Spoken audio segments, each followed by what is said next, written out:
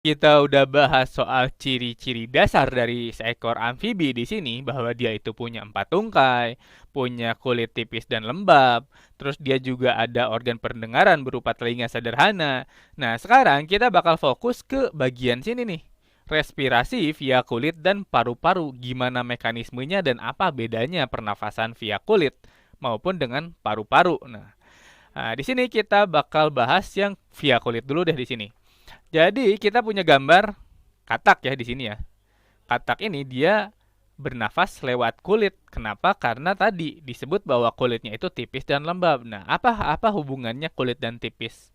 Kulit yang tipis dan lembab itu dengan kemampuan dia buat bernafas via kulit. Jadi, kalau misalnya kita zoom bagian sini, kulit yang basah dan lembab dan tipis ini, kurang lebih gambarnya bakal kayak gini. Nah, kurang lebih kayak gini ya. Jadi bagian yang biru ini itu merepresentasikan kulit si katak yang memang gambarnya biru di sini. Jadi epidermis itu kulit paling luarnya dia itu relatif tipis. Di bawah epidermis itu ada dermis yang punya banyak pembuluh darah baik itu arteri maupun vena. Di bawahnya lagi itu otot. Nah, apa hubungan antara struktur kulit ini dengan kemampuan si katak untuk bernafas via kulit? Jadi gini, kulit katak itu basah, harus basah buat dia bisa bernafas. Kenapa begitu? Karena oksigen yang ada di udara lepas ini, dia cuma bisa berdifusi ke dalam kalau misalnya dia terlarut dalam air. Nah, itu alasannya kenapa si katak itu dia kulitnya harus basah. Biar si oksigen dia bisa nembus ke lapisan air tipis ini. Habis dia udah terlarut ke sini, oksigennya itu baru bisa masuk via epidermis yang tipis. Kenapa epidermisnya harus tipis? Ya biar oksigennya masuk secara cepat gitu.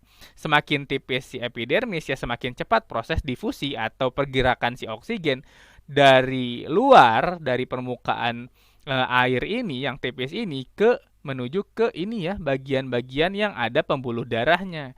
Lalu nantinya si oksigen ini bakal dibawa oleh arteri yang merah ini ya ke jantung dan ke sel-sel tubuh gitu. Itu mekanisme dari respirasi katak via kulit. Makanya dia kenapa harus basah karena oksigen cuma bisa diserap oleh kulit ketika dia terlarut dalam lapisan air yang tipis ini, lapisan air yang ada di permukaan kulitnya yang tipis.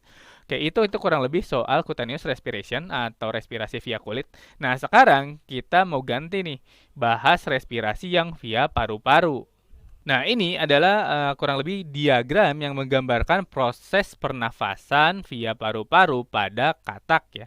Jadi beda dengan manusia, kalau pada katak itu kalau kita manusia ketika menghirup udara, kita tuh narik nafas kan. Gitu kan? Kita narik nafas biar udara masuk. Tapi kalau pada katak, selain dia narik nafas, udara itu harus dia kumpulin dulu di mulut, baru dia telan. Jadi jadi kayak gimana ya? Kayak misal kita narik udara via mulut. Terus abis itu ditelan. Kayak gitu. Jadi kurang lebih pada katak, udara dari luar itu harus dikumpulin dulu di mulutnya, di gelembung yang ada di bawah mulutnya itu, lalu abis itu dia telan atau dia dorong si udara tadi biar bisa masuk ke paru-paru. Dia nggak bisa narik udara langsung dari hidung ke paru-paru gitu. Jadi dia harus ngedorong. Sama halnya ketika dia buang udara, dia juga harus mengumpulkan duru udara yang ada di paru-paru, didorong ke luar ke rongga-rongga mulutnya, lalu abis itu dia baru bisa keluarin via hidungnya gitu. Jadi kalau misalnya si katak itu boleh milih respirasi yang mana yang mau dia lakukan, itu dia bakal lebih milih yang via kulit. Karena via kulit itu gampang, dia syaratnya cuma butuh kulit yang basah doang. Sedangkan kalau misalnya dia pakai paru-paru di mana rongga mulutnya harus ngedorong udara itu biar masuk dan keluar, capek. Si kataknya tuh bakal banyak energi yang dikeluarin buat itu. Makanya kalau pada katak kita lihat dia tuh selalu ada balon di bawah ininya, di bawah mulutnya yang gerak-gerak itu kan.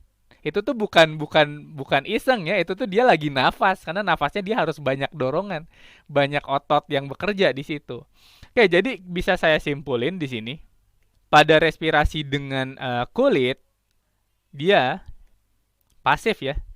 Eh, jadi pernapasan via kulit itu kurang lebih adalah difusi atau transfer zat, difusi oksigen dari luar ke dalam kulit, lalu menuju ke pembuluh darah di sini, menuju arteri, secara pasif. Oh, tapi walaupun dia secara pasif, dia nggak butuh energi, dia punya syarat. Syaratnya apa? Syaratnya itu kondisinya harus basah, atau di sini saya tulis kulitnya itu harus lembab gitu. Nah, bagian sini ke saya highlight ya. Dia syaratnya untuk bisa pernafasan via kulit itu satu, kulitnya harus lembab gitu. Nah, sedangkan pada yang ini, yang satu lagi, pernafasan via paru,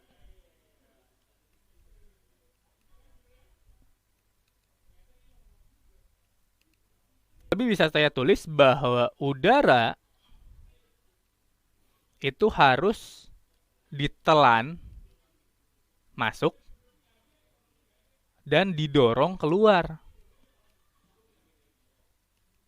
Jadi kalau misalnya agak sulit ngebayanginnya, kita coba aja misal narik udara via mulut, dikumpulin di pipi, habis itu ditelan. Gitu. Dan ketika kita mau buang, buangnya juga sama lewat mulut. Dikumpulin dulu, habis itu dihembusin. Kayak gitu. Nah, itu metode pernafasan paru pada katak. Capek kan? Coba aja kita terus-terusan nafas via mulut kayak gitu. Jadi udaranya masuk, dikumpulin, ditelan, habis itu dibuang juga. Gitu, dihembusin keras-keras pakai mulut. Capek kan? Nah, itu kurang lebih perasaan si katak ketika dia harus menggunakan buccal respiration atau pernafasan via paru-paru dan mulut ya. Oke, untuk respirasi saya cukupin sampai sini. Selanjutnya kita bakal bahas sedikit soal sirkulasi ya.